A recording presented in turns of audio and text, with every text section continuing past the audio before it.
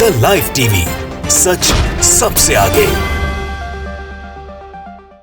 UP चुनाव की तारीख सुनिश्चित हो गई है। फरवरी में चुनाव शुरू होने वाले हैं। अब यूपी चुनाव निष्पक्ष होने चाहिए, जो शायद होते अगर चुनाव आयोग भारतीय जनता पार्टी के करीबी अधिकारियों को उनके पद पर नहीं रखता, तुरंत तत्काल प्रभाव से उनको बर्खास्त किया जाता। पर यहाँ तो चुनाव में इन अधिकारियों की मौजूदगी देखी जाएगी, जिन्हें हटाने के लिए समाजवादी पार्टी ने चुनाव आयोग को पत्र लिखा है दोस्तों, चिट्ठी लिखी है और कहा है कि भाई लोगों को जल्द से जल्द तत्काल प्रभाव से इनके पद से हटाया जाना चाहिए या इनके विभाग से इनको किसी भी तरीके से निकाला जाए। इस पत्र में किस किस को हटाने के लिए कहा है दोस्तों, उन अधिकारियों का नाम क्या है, कौन कौन से अधिकारी हैं, आपको आज की इस खबर में दिखाएंगे।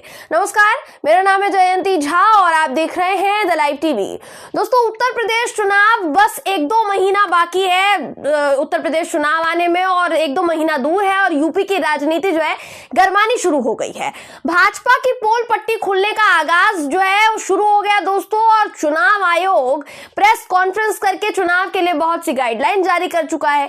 लेकिन जो भाजपा के करीबी हैं, जो अधिकारी हैं भाजपा के करीबी, उन्हें चुनाव आयोग द्वारा कब हटाया जाएगा, ये बात साफ नहीं हुई है और समाजवादी पार्टी ने उसी संदर्भ में चुनाव आयोग को पत्र लिखा है, चिट्ठी लिखी है। इस चिट्ठी में Awanish Awasthi, Navneet Sehgal, ADG law and order Prashant Kumar और एडीजी अमिताभ यश, इनको चुनाव आयोग से निकालने के लिए एक तरीके से चिट्ठी लिखी गई है कि चुनाव आयोग इन पर कार्यवाही करे। चिट्ठी में कहा गया है कि ये अधिकारी भाजपा के कार्यकर्ताओं की तरह काम करते हैं, इसलिए इन्हें चुनाव आयोग से निकाला जाना चाहिए ताकि आने वाले विधानसभा चुनाव जो है निष्पक्ष तौर पर हो पाए।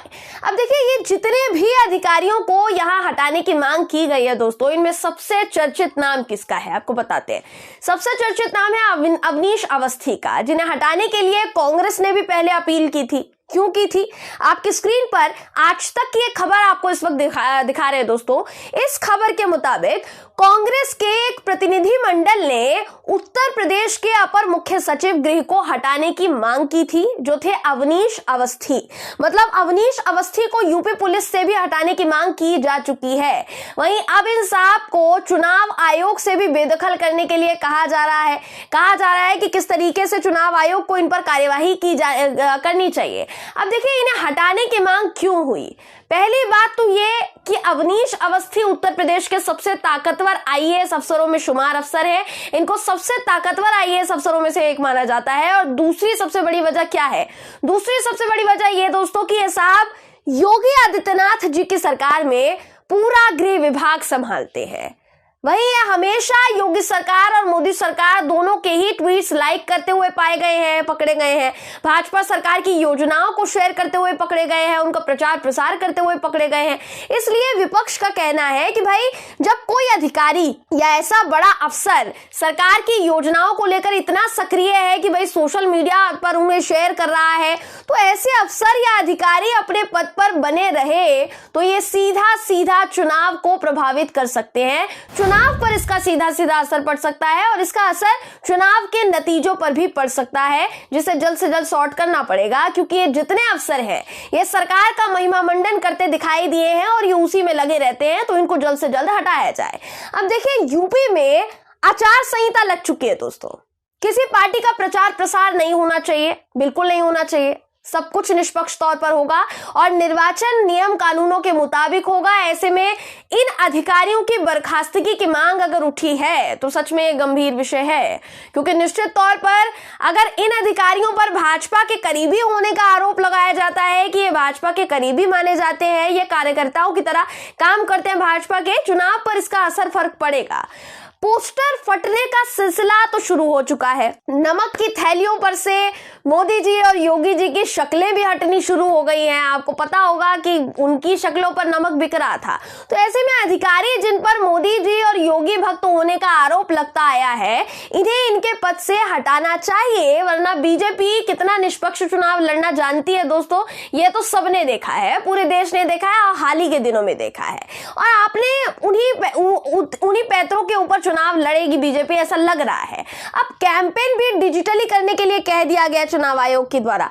ऐसे में गोदी मीडिया भी इनका और भाजपा आईटी सेल की सेना तो इनकी है ही, तो विपक्ष को यहां पर दिक्कत होगी। जाहिर तौर पर विपक्ष निष्पक्ष चुनाव लड़ने के लिए उसको लड़ना पड़ेगा। वहीं योगी आदित्यनाथ जी की बात करेंगे तो भाई महाराज जी उर्फ बाबा जी तो सीधा हिंदू मुस्लिम की राजनीति पर अब कदम से कदम बढ़ाए जा रहे हैं। अगर योगी जी के करीबी ये अधिकारी अपने पद पर बने रहे तो वही होगा जो योगी जी करवाना चाह रहे हैं। और वो क्या करवाना चाह रहे हैं आपको हम दिखा देते हैं दोस्तों, उनके खुद के बयान से आपको पता चल जाएगा। योगी आदित्यनाथ के लिए जो हिंदू विरोधी है ना, वो योगी और मोदी का सपोर्ट नहीं कर सकते हैं। आपको योगी जी का पहले बयान सुना देते, ये वीडियो पहले आप देख लीजिए, उसके बाद आगे की बात करेंगे। कोई भारत विरोधी तत्व है और कोई हिंदू विरोधी तत्व कैसे स्वीकार कर लेगा मोदी जी को और योगी जी को? कभी नहीं स्वीकार करेगा। मैं अपनी गर्दन काट करके तस्तरी में उसके सामने प्रस्तुत कर दूं तो भी वह मुझे कोसेगा ही। जी, तो योगी जी का कहना है कि जो उन्हें या मोदी जी को सपोर्ट नहीं करता वो हिंदू विरोधी है और वो भारत विरोधी भी है। मतलब योगी आदित्यनाथ उनके आलोचकों को भारत विरोधी करार दे रहे हैं। अब जरा बताइए दोस्तों, जब यहां मुख्यमंत्री जी खुद इस विचारधारा पर चल रहे हैं तो वो अधिकारी जो बीजेपी की विचारधारा पर चल रहे हैं या फिर योगी आदित्यनाथ जी का समर्थन करते हैं, वो निष्पक्ष चुनाव कैसे होने देंगे? ये थोड़ा सा नामुमकिन सा लगता है। विपक्ष जिस बात की आशंका जता रहा है उसका एक और उदाहरण है मेरे पास दोस्तों, वो भी मैं आपको दिखाना चाहूंगी। स्क्रीन पर एक खबर आप देख पा रहे होंगे ताकि आपको ठीक तरीके से डिटेल में समझ पाए। इस खबर के मुताबिक कानपुर के पुलिस कमिश्नर असीम अरुण ने भारतीय जनता पार्टी ज्वाइन करने का फैसला लिया है। असीम अरुण ने अपने फेसबुक पोस्ट अकाउंट से इसकी जानकारी दी है और क्या जानकारी दी है वो भी बता देते हैं। उन्होंने अपने पोस्ट में लिखा है कि मैं राजनीति में उतरकर जनता की सेवा करूंगा। अरुण साहब आगे लिखते हैं अपने पोस्ट में कि प्रिय मित्रों, आपको यह अवगत कराना चाहता हूं कि मैंने ऐच्छिक सेवानिवृत्ति यानी VRS के लिए आवेदन किया है क्योंकि अब राष्ट्र और समाज की सेवा एक नए रूप में करना चाहता हूं, मतलब भारतीय जनता पार्टी का हिस्सा बनकर। मैं बहुत गौरवान्वित अनुभव कर रहा हूं कि माननीय योगी आदित्यनाथ जी ने मुझे भारतीय जनता पार्टी की सदस्यता के योग्य समझा है। तो ये तो पुलिस कमिश्नर के पद पर रहते रहते, कानपुर पुलिस कमिश्नर के पद पर रहते रहते भाजपा में चले गए। तो जो अधिकारी योगी जी के करीबी बताए जाते हैं, जिनका नाम पहले लिया गया है, वो निष्पक्ष चुनाव होने देंगे? ऐसा लगता है आपको? यही डर है और यही अंदेशा है जिसकी आशंका जताई जा रही है और इन अधिकारियों को बर्खास्त करने की बात की जा रही है। बहरहाल दोस्तों, इस खबर पर आपकी राय क्या है कमेंट करके जरूर बताइएगा। वीडियो अगर आपको पसंद आई हो तो वीडियो को लाइक और शेयर करना ना भूलें। फिर मुलाकात होगी आपसे किसी ऐसी ही खबर के साथ, तब तक के लिए नमस्कार। द लाइव टीवी, सच सबसे आगे।